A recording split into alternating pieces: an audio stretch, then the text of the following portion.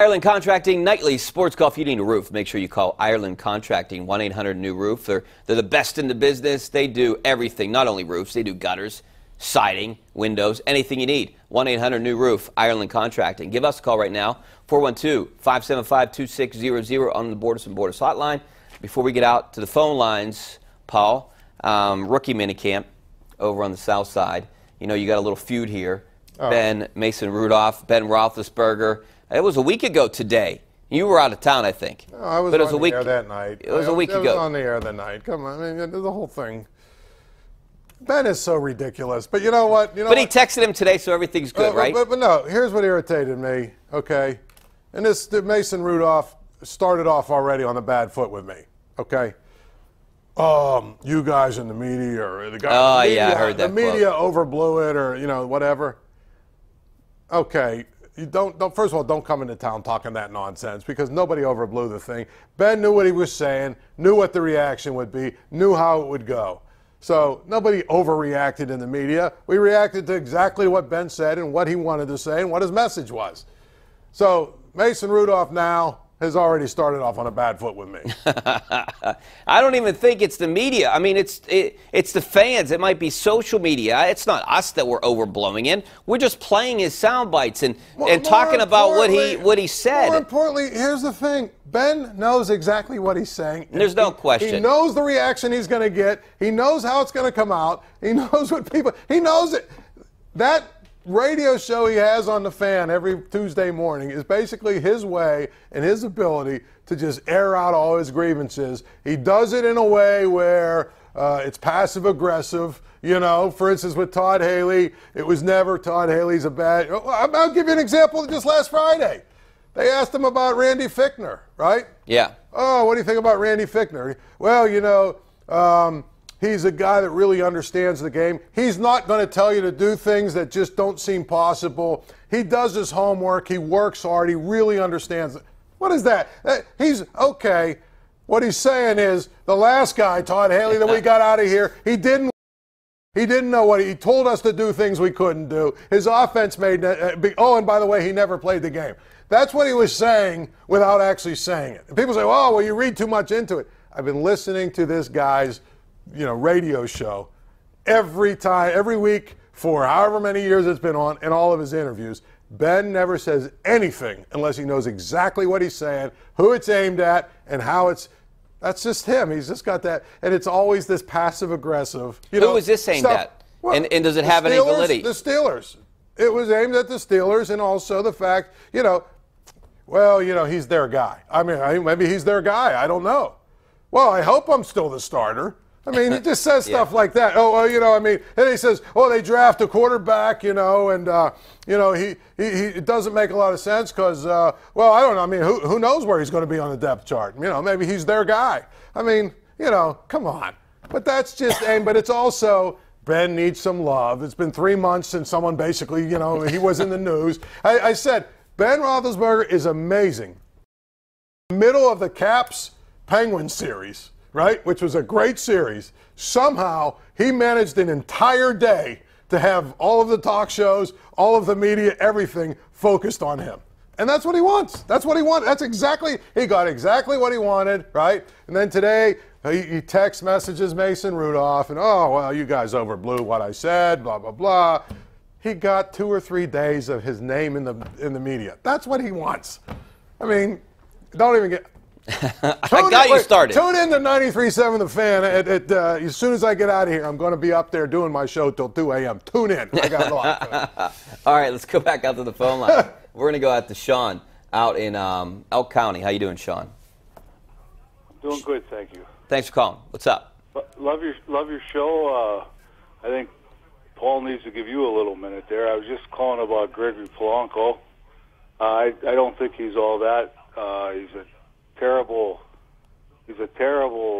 outfielder, a terrible base runner, and he doesn't do much hitting. I was just wondering what your take was on that.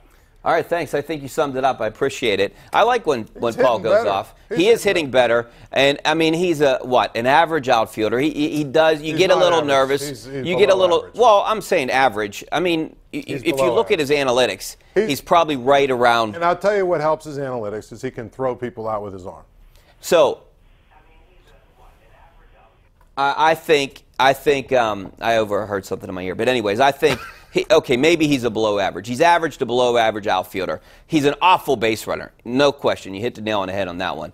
I still like him, and he's going to come around. He's very streaky at the plate. I think he'd be a decent hitter. I think he's going to be a decent hitter. And, you know, you got to like that, the left-hander in the lineup for the Pirates. He scored the first run of the game today. He got on base. I like him. I'm not sold on him in the outfield. I don't know if there's a position for him. I don't think he's going to be the Hall of Famer that they sold him as when he was coming up. But I think he can be a pretty good player for, you know, a number of years. A very good, yes, you know, solid to good, professional major league player. He's not Andrew McCutchen. He's not Starling Marte. I don't think he'll be a superstar, but I think he can be a good player that, you know, comes to work and goes to work every day. Yeah, he's not your three-hitter. I don't think that. I don't like the experiment, him in the free hole. You know, again, the way they're doing analytics now, the two-hitter is supposed to be. And if you look at the Nationals, their best hitter leads off. Yeah. But that's because they're trying to protect him, and they figure it's, you know, better, you know what I mean? So. All right, let's go out to Terry out in Gibsonia. How you doing, Terry? Good. I know you guys are excited about the offense of the Pirates. What are your thoughts on Young-Ho Gong joining the team, and how much playing time do you think he'll get this year? You know, it's weird that you bring that up. Paul and I were just talking about that at the game today. And who's going to be the odd man out? David Freese not going to get any playing time. He's going to be here probably within 2 months, right?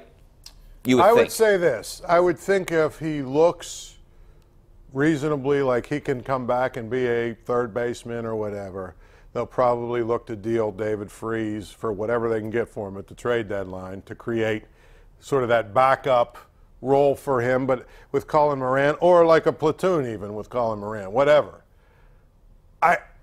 I just don't, I mean, he's not played in a long time. So it wouldn't shock me if he spends the entire year in AAA or whatever, you know, and never really comes up until September when they call guys up. I mean, I could see that happening. But potentially next year you could have a logjam at third base. Well, they'll make a move, though. Well, Josh Harrison. Here's the other thing. Here's the other thing they could do. Jordy Mercer might not be here next year. And there you go. What if they could move Jordy Mercer, right? Put Gung at short. Gung at short. And that's where he played in Korea. But, you know, and I don't think he's a great fielder, but put him at short and you live with whatever happens. All right, let's go back out to the phone lines. We're going to go out to Glenn out in Greenfield. How you doing, Glenn? Fellas, I'm doing well. Thanks for taking my call. Thanks for calling. Hey, Paul, it's really nice of you to host a show with Anderson Cooper tonight. Get rid of this guy. Get rid of this guy. What? You know, I mean, Anderson Cooper's a good host. I take that as a compliment. Thanks a lot, Glenn. Yeah, I mean, come on. All right. Don't call us. That guy was the first caller, by the way. He was the first caller, so he waited 30 minutes, basically. Whatever. Don't worry about it. Okay. Let's move on. We've saying. already spent way too much time. All right, let's go out to Nick in Harrison City. How you doing, Nick? Nick, you there? Yeah, I'm here. What's up? What do you think about the Las Vegas Knights? Do you think this is a real team? I do think it's a real team. It's a motivated team, I think, and they got a really good goalie. That's what they have right now. They're in the Final Four. Yeah, so obviously it's a good team. I don't know if they're going to win. There's only four teams left playing, and they're one of them. And this brings up another point before we go to break here, Paul. I mean, the Capitals won tonight, and yes. Potentially you got to look at that series. If Winnipeg loses, if Tampa ends up coming back to win the series, you have a Tampa-Winnipeg final. What kind of ratings will that get? That would be a disaster for the NHL. Horrible ratings, but that would be great hockey. It would be really good hockey, but I think it would be a ratings disaster. Obviously, the best would be Washington-Vegas. That would be the best you could do ratings-wise. Ratings-wise. But I'd love to see Tampa-Vegas. Matchup-wise, Tampa... Winnipeg might be the two best teams. I think that would be unbelievable hockey. You're looking at probably 5-4 games. You could see that 5-4 games, but you know what? Both teams have goaltenders that get really hot at times and play really well at times. You could see a 2-1 game where it's up and down and there's just, you know, a zillion shots and the goaltenders are just standing on their heads. I think it would be a fantastic series. All right, we're going to take a break. Back with more of your phone calls, some of your tweets coming up next. Stay right there.